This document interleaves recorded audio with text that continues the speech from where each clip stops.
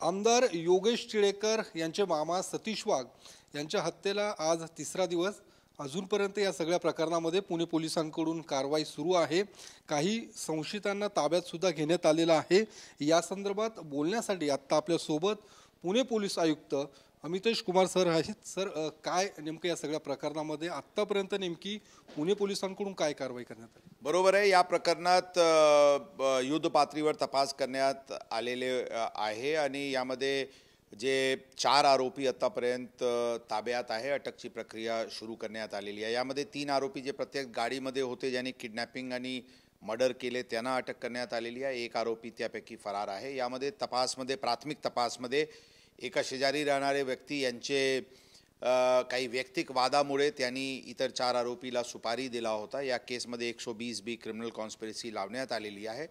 त्यांनी 5 लाखामध्ये सुपारी दिल्याची बाब समोर आलेली आहे। त्यांना पण अटक करण्यात आलेली आहे। एक इतर आरोपी फरार आहे, त्याच्याबद्दल शोध मोहीम युद्ध पातळीवर सुरू आहे। यामध्ये अत्यंत गंभीरतेने पुणे पोलिसांचे क्राईम ब्रांच आणि स्थानिक पोलिसांची वेगवेगळी टीम अंदाजन 450चे वर लोकेशन्सची तपासणी करून गाडीचे शोध लावून या प्रकरण उघडकीस आणलेली आहे आणि क्राईम ब्रांचला तपास हस्तांतरित करण्यात आलेली आहे। युद्ध पातळीवर तपास सुरू असून भक्कम पुरावा गोळा करून आरोपीला सजा होईल या दृष्टिकोनातून पोलीस दलांकडून प्रयत्न सुरू आहे। या प्रकरणात काही पोलीस दलांबद्दल काही लोकांकडून कायदा व सुव्यवस्थेविषयी प्रश्न निर्माण करण्याचे प्रयत्न करण्यात आली होती। यामध्ये आम्ही अशा प्रकारचे सर्व लोकांना सांगू इच्छितो की ही घटना अत्यंत गंभीर तर नक्कीच होती, संवेदनशीलताने पोलिसांनी हाताळलेली आहे, परंतु हे गुन्हा वैयक्तिक वादाचे कारणाने सुपारी देऊन झालेली असल्यामुळे हे प्रत्यक्ष प्रिव्हेंटेबल हे प्रकार नव्हता। पुणे शहराची जनताला, पुणेकरांना आम्ही पोलीस दलांकडून विश्वास देऊ इच्छितो की पुणे शहरात कायदा व सुव्यवस्था अबाधित ठेवण्यासाठी आणि गुन्हेगार योग्य प्रमाणे नियंत्रण वर ठेवण्यासाठी पुणे शहर पोलीस दल पूर्णपणे सक्षम आहे आणि कटिबद्ध आहे। कोणी पुणे शहर पोलीस दलांबद्दल कोणी मनात प्रश्न निर्माण होण्याची काही कारण नाही आहे। आम्ही अत्यंत मेहनतीने आणि जोरात पुढच्या काळात आणखी शहरातला शिस्तप्रिय आणि शांततेत करण्यासाठी पूर्णपणे प्रयत्न करू। जनतेची प्रेम, विश्वास आणि जे सहकार्याची आम्हाला अपेक्षा आहे। धन्यवाद सर। पण या सगळ्या प्रकरणामध्ये जे 4 आरोपी अटकेत आहेत त्यांचा थेट या सगळ्या प्रकरणाशी संबंध आहे, त्यांनीच हत्या केलेली आहे, हे सगळं स्पष्ट झालं?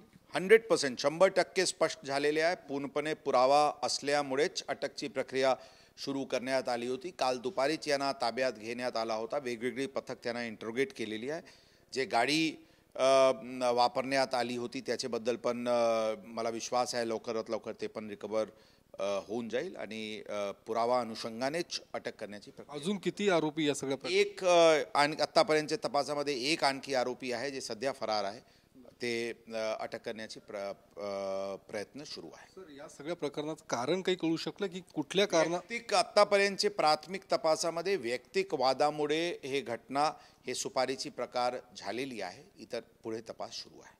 जे अटक केलेले आहेत ते रेकॉर्डवरचे गुन्हेगार आहेत की यांचे आतापर्यंतच्या तपासात त्यापैकी एकाचे जुने काही धुले जिल्ह्यात काही गुन्ह्याची पार्श्वभूमी आहे, परंतु इतर आरोपीचे शहरात कोणत्याही प्रकारचे गुन्ह्याची पार्श्वभूमी आतापर्यंतच्या तपासात दिसून येत नाही। धन्यवाद सर। तर या सगळ्या प्रकरणामध्ये पुणे पोलिसांकडून मोठी कारवाई करण्यात आलेली आहे। 4 आरोपींना अटक करण्यात आलेली आहे आणि अजून एक जो आहे तो त्याला सुद्धा लवकरच ताब्यात घेतलं जाईल, अशा पद्धतीची माहिती पुणे पोलीस आयुक्तांकडून देण्यात आलेली आहे। कॅमेरामन सुशांत राऊतसह मी योगेश बोरसे, TV9 मराठी, पुणे।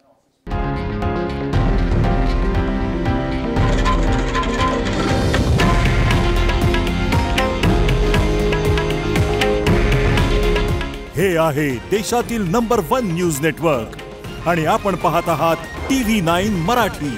काळजी तुमची, हित महाराष्ट्राचं।